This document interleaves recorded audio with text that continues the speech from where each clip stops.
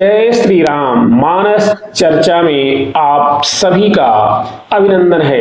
आज हम सहस्रबाहुसन परी लड़ाई इस पंक्ति पर चर्चा करेंगे। आप सभी जानते हैं कि श्री हनुमान जी ने रावण से यह पंक्ति, यह लाइन कही है, जानहु मैं तुम्हारी प्रभुताई, सहस्र बाहुसन परी लड़ाई।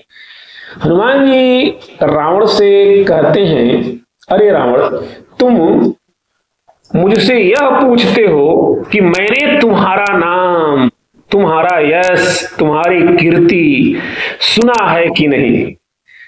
उस पर ऐ रावण, तुम मेरा उत्तर सुन लो कि मैं तुम्हारी प्रभुता सुनने की क्या बात, तुम्हारी प्रभुता को सुनने की क्या बात, बहुत ठीक से जानता हूं, भली भांति जानता हूं, समझता हूं, और मैं जानता हूं कि तुम्हारी प्रभुता कैसी है। उस प्रभुता को जानकर, तुम्हारी उस जाना हूं मैं तुम्हारी प्रभुताई, उस प्रभुताई को जानकर मैंने तुम्हारी लंका में, अशोक वाटिका में, यहां जो कुछ किया सब कुछ तुम्हारी प्रभुता को जानते हुए किया। सहस बाहुसन परी लड़ाई, अर्थात तुम लड़ने गए पर कुछ लड़ाई नहीं हुई। सहस्त्रबाहु ने तुमको दौड़कर पकड़ लिया। सहस्त्रबाहु से हारना कहकर हनुमान जी रावण को यह बता रहे हैं कि तू सहस्त्रार्जुन से हारा, और सहस्त्रार्जुन परशुराम जी से हारा, और परशुराम जी प्रभु श्री राम जी से हारे। प्रमाण देखना हो तो आप आइए देखें। एक बहोरी सहस भुज देखा, धाई धरा जिमि जंतु विशेखा, कौतुक लागी भवन ले आवा, सो पुलस्ति मुनि जाई छोड़ावा। यहां अंगद जी ने यह बताया है कि सहस्रार्जुन से रावण का पराजय कैसे हुआ।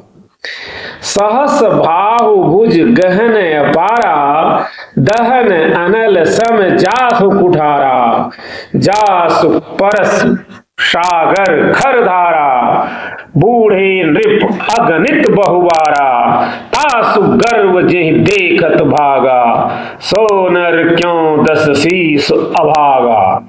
यहां भी आप पाएंगे, हमें यह बात यहां भी स्पष्ट दिखती है कि सहस्रार्जुन का परशुराम जी द्वारा पराजय, सहस्रार्जुन का भुजच्छेदन, सहस्रार्जुन का वध, सब कुछ परशुराम जी के द्वारा हुआ। और वही परशुराम जी बिना युद्ध किए ही प्रभु श्री राम के सम्मुख अपने आप को समर्पित कर दिए। इस प्रकार यह भी बताया गया कि अरे रावण, तू किस बल पर घमंड कर श्री राम जी से विरोध कर रहा है, उनके आगे तू क्या चीज है रे, जबकि वे तो तेरे जीतने वाले को भी जीतने वाले हैं। तेरे जीतने वाले परशुराम जी, सहस्राबाहु रावण को जीता, सहस्राबाहु को परशुराम जी जीते, और परशुराम जी को राम जी जीते, अर्थात वे तेरे जीतने वाले के भी जीतने वाले हैं। श्री परशुराम जी ने तो उनको देखते ही हार मान लिया था। परी लड़ाई जो कह रहे हैं, वहां इसका भाव यह है कि लड़ाई का अवसर तो आया था, तुम लड़ने गए थे, पर थोड़ी ही लड़ाई में, थोड़े ही युद्ध में तुम हार गए।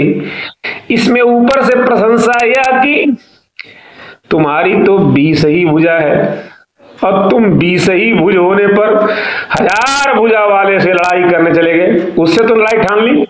यह बहुत बड़ा व्यंग है। व्यंग से यहाँ पर रावण के अपयश प्राप्त करने की ओर ध्यान खींचा गया है। आइए हम सहस्रबाहु और रावण की कथा को सुनते हैं। सहस्रार्जुन कृतवीर्य का पुत्र और महिष्मति का राजा था। भगवान दत्तात्रेय ने सहस्रार्जुन को आशीर्वाद दिया था, और भगवान दत्तात्रेय के आशीर्वाद से जब भी वह चाहता उसकी 1000 भुजाएं हो जाती थीं। एक बार वही सहस्त्रार्जुन जब नर्मदा नदी में अपनी स्त्रियों के साथ जल विहार कर रहा था, संयोग से उसी समय रावण भी उसी स्थान के निकट, जो लगभग 2 कोस पर था, वहां आया और नर्मदा जी में स्नान करके शिव जी का पूजन करने लगा। उधर सहस्त्रबाहु ने अपनी भुजाओं से नदी का वेग, नदी का बहाव रोक लिया, जिसके कारण नदी में बाढ़ आ गई। नदी का पानी उल्टा बहने लगा। शिव पूजन के लिए जो पुष्पों का ढेर रावण के अनुचरों ने नर्मदा नदी के तट पर लगाया था, वह सब पूजन सामग्री, पुष्प आदि नर्मदा में बह उठा। बाढ़ के कारण ये सब, उसके जितनी भी पूजन सामग्रियां आदि थी, सब बह गई। अब रावण को क्रोध आया और वह बाढ़ के कारण का पता लगाया और देखा कि भाई हमारी पूजन सामग्री क्यों बह गई। क्योंकि पूजन सामग्री बह जाने के कारण वह भगवान शिव की आराधना नहीं कर पाया। बहुत ही क्रुद्ध हुआ और जब उसे मालूम पड़ा कि सहस्त्रार्जुन के रोकने के कारण नर्मदा नदी उल्टा बहने लगी है, तो वह सहस्त्रार्जुन से युद्ध करने को तैयार हो गया। उसने कार्त्यवीर्य की सारी सेना का नाश भी कर दिया। जब यह समाचार सहस्त्रार्जुन के पास पहुंचा,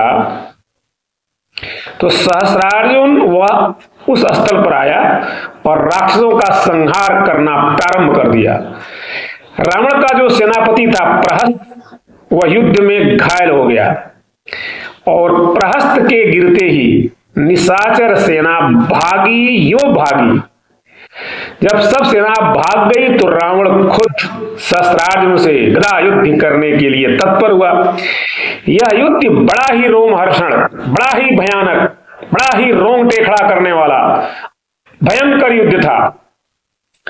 अंत में सहस्त्रार्जुन ने ऐसी जोर से गदा चलाई कि उसके प्रहार से वह धनुष भर पीछे हट गया और चोट से अत्यंत पीड़ित हो वह अपने 4 हाथों के सहारे जमीन पर धंस गया।